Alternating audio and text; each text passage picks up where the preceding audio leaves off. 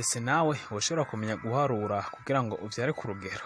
Uyu munsi tugiye kugaruka kuri ino ngingo, uburyo woshobora guharura kugira ngo ushobore kuvyara ku rugero. Mw'iyi minsi ya none, ijambo gutandukanya imvyaro canke se planning familiale mu gifaransa ni imwe mu ngingo ikunzwe kugarukwaho na benshi cane, haba mu biganiro kuri televiziyo, radio, mu mashengero ndetse no mu ngo zacu. Hari abatabona kumwe nimba koko bakwiye kuja kwa muganga ngo bagire uburyo bwo gutandukanya imvyaro canke se planning familiale biciye muri moyen contraceptif artificiel, bitewe nuko amadini bashengeramwo abibabuza, ariko kandi ikibazo kiguma kigaruka ni ukuvyara intahekana, aho bamwe babona ko ari umugisha uva ku Mana kugira abana benshi, abandi nabo bakabona yuko ari kuremereza nyabuna uwo muryango ndetse no kuremereza umuvyeyi bishobora kumuviramwo n'urupfu. Utaja ku rugero kubera amadini ni yindi ngingo, ariko bamwe bifuza ko gukurikiza imigenzo kama yo guharura ngo babashe kuvyara abana batandukanije arivyo nzira yonyene ikwiye, ariko bamwe birangira bibataye kuwa amazi nyuma y'amezi abiri, amezi atatu bavyaye umwana, noneho imbanyi ikongera ikitamwo. Uno musi reka turabe buno bubazo, ati ese koko uburyo bwo gutandukanya imvyaro biciye mu guharura burashoboka? Ni gute waharura igihe cawe canke se comment calculer votre période d'ovulation ngo umenye igihe c'agasamo, igihe ciza co kurangura imibonano mpuzabitsina, igihe ciza co kwigumya ukabiroka kugira ngo ntushobore kurangura imibonano mpuzabitsina hashobora kuvamwo umwana, n'igihe ciza wokoreramwo imibonano mpuzabitsina kugira ngo ushobore kuvyara umwana. Muri iki kiganiro rero reka tubice hirya no hino. Mbere gato rero yuko tuja mu kwishura ivyo bibazo, reka tubanze tumenye na cane cane ikibazo gikunze kugarukwa ko na benshi, igihe c'agasamo canke se periode d'ovulation. Igihe c'agasamo ni igihe umukobwa canke se umugore ashobora gusama mu gihe akoze imibonano mpuzabitsina idakingiye canke se ngo abe yaragiye ku buryo bwo gutandukanya imvyaro. Iki gihe gishobora kuba kigufi canke kikaba kirekire bitewe n'umuntu, nuko ukwezi kwiwe kw'agasamo guteye. Hari ukwezi kw'agasamo kwa bamwe guhindagurika canke se kudahindagurika, ari kugufi canke se kukaba kurekure. Mu gihe c'agasamo rero umubiri w'umugore urahinduka cane, niho ashobora kumenya ko koko ashobora gusama. Hari bimwe mu bimenyetso bishobora kugaragaza yuko umudamu koko ashobora kuba ari mu bihe vy'agasamo. Ikimenyetso ca mbere nuko ubushuhe bwo mu gitsina buduga cane. Mu gihe ukeneye kubigerageza rero ufata buri munsi agapimisho k'ubushuhe benshi bita mu gifaransa thermomètre, ukagashira mu gitsina buri munsi ukaraba ko koko ubushuhe bwiyongeye. Mu gihe udafise izindi ngwara usanze hiyongeye ko nka dogere Celsius ubusa n'14, menya ko koko uri mu gihe c'agasamo. Kwifuza ikindi kimenyetso ni kwifuza cane gukora imibonano mpuzabitsina iyo utari usanzwe wariye ibiribwa canke se ibifungurwa bishobora kuzana inkabuzo yo gukora imibonano mpuzabitsina. Mu gihe rero wumvise ubushake bwo gukora imibonano mpuzabitsina cane, nimba koko uri umugore canke umukobwa, mu gihe utafunguye canke utanyoye ivyo binyobwa vy'inkabuzo yo gutuma ukora imibonano mpuzabitsina, menya yuko koko uri mu gihe c'agasamo. Ikindi kimenyetso kigira gatatu, haza kandi kuba ububobere bw'igitsina benshi bita amazi canke se ururendarenda aguma kandi akarenduka cane. Ibi ushobora kubimenya mu gihe winjije intoki zibiri mu gitsina, nyuma ugakurayo ukazitandukanya mbere wari wabanje kuzifatanya.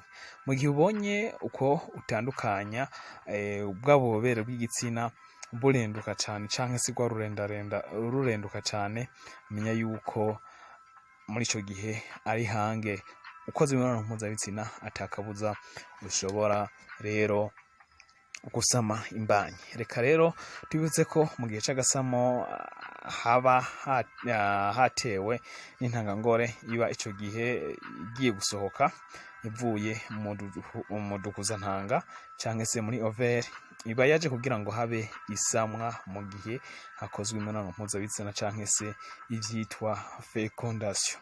Mu bisanzwe buri kwezi igi rimwe riva mu dukuzantanga canke se ovaire ikerekeza mu gitereko iciye mu muheha witwa trompe mu gifaransa. N'iki gihe rero igi ry'umugore ryasohotse ovaire riri muri trompe, nta kabuza hakozwe imibonano mpuzabitsina, igikurikira ni ugusama.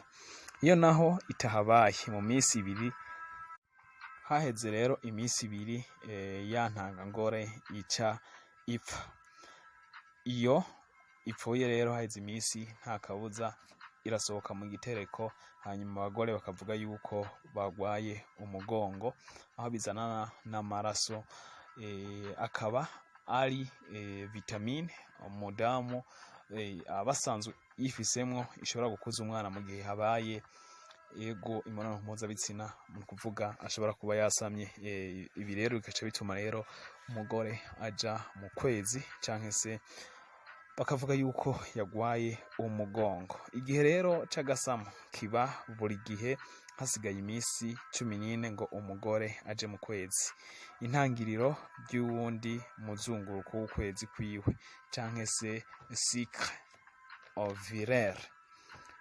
Ku badafise ukwezi kutigera guhinduka, kumenya uwo munsi wa 14 kiroroshe cane nk'uko duhava tubibona. Igihe rero co gushobora gusama n'igihe kigizwe n'iminsi 6 canke se 7, bitewe n'uko intanga ngabo zishobora kumara iminsi 5 canke se 4 mu mugore, naho intangangore yo ntirenza iminsi 2 gusa, bivuze yose hamwe ni iminsi 7, 2 y'intangangore n'5 y'intangangabo. Aha tuba twasizemwo n'umunsi w'icizere, kuko benshi intangangabo zimara iminsi 4 gusa ziri mu gitsina c'umugore.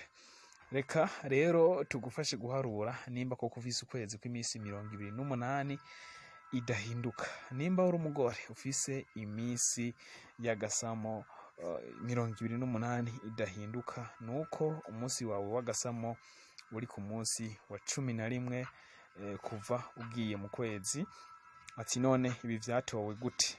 Ufata iminsi 28 ugakuramwo iminsi 14 ugatora umunsi ugira 14. Uyu niwo munsi w'agasamo, bitewe nuko igi ry'intangangabo rimara iminsi 4 canke se 5.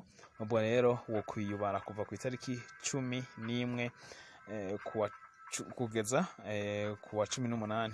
Iki gihe ni waramuka ukoze imibonano mpuzabitsina idakingiye, nta kabuza menya yuko ushobora gusama. Naho nimba ufise ukwezi kw'iminsi 32 kandi kudahinduka, ufata iminsi 32 ugakuramo iminsi 14, bivuze yuko umunsi nyezina w'agasamo ni ku munsi wa 18. Intangangore izosohoka ku wa 18 imbere y'ukundi kwezi gukurikira. No kuvuga rero ko wamaze gukuramo iminsi 4 imbere n'iminsi 3 inyuma. Ubwo bivuze ko wo kwiyubara kuva kwigenekerezo rya 14 kuwa 20 kugeza kwigenekerezo rya 21, kuko ico gihe azoba ari co gihe c'agasamo. Ico mwamenya nuko ku mukobwa canke se umugore afise ukwezi guhindagurika cane, we ntibiba iminsi 4 gusa 7 gusa, ahubwo birahinduka cyane. Niyo mpamvu buri wese agira igihe ciwe c'agasamo. None we naco twamufasha humura. Nimba ukeneye kumenya guharura cycle ovulatoire yawe buri gihe uzogira mu kwezi, iyo tariki urayandika. Niba bikora amezi 6 yikurikiranya, uzogenda uharura iminsi iri hagati y'ukwezi n'ukundi wagiye ubonerako amaraso, ugeze ku itariki wongeye kuyabonerako. Nk'akarorero, nimba wagiye mu kwezi ku wa 18 z'ukwezi kwa kabiri, ukazongera kugerayo ku wa 16 z'ukwezi kwa gatatu, uzaharura kuva ku wa 18 ugeze ku wa 15 z'ukwezi kwa gatatu. Ivyo niba biheza, urazofata iminsi yabaye myinshi niyabaye mikeya.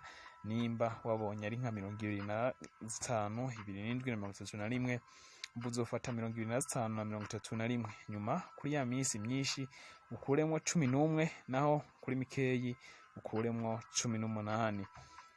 nkaho twabigarutseho uzofata 25 ukuremwo 18, kuvuga uzotora indwi, na 31 ukuremwo 11, ni kuvuga 20. Ibi rero biba bivuze rero yuko imisi yawe y'agasamo ihera ku munsi w'itariki indwi ikagera ku munsi wa 20, ariyo misi utegerezwa kwiyubara. Ngayo nguko rero nizere ko mwashoboye gutahura kungene ushobora guharura imisi yawe y'agasamo, nimba koko uri umudamu wanasanzwe ufise ibibazo byo guharura, kumenya guharura cycle ovulatoire yawe. Nizere rero yuko ibibazo byo kwibaza yuko ushobora kugira ibibazo ushobora kutwandikira no muri comments kugira ngo ushobore kugufasha. Ushobora gusharinga ino video ndetse ushobora no kuyikunda koko nimba yakunezereye. Twari kumwe nanje hano ni kuri Ivyacu TV, mushobora gusangiza ino video nimba koko yabanyuze. Nagahwane.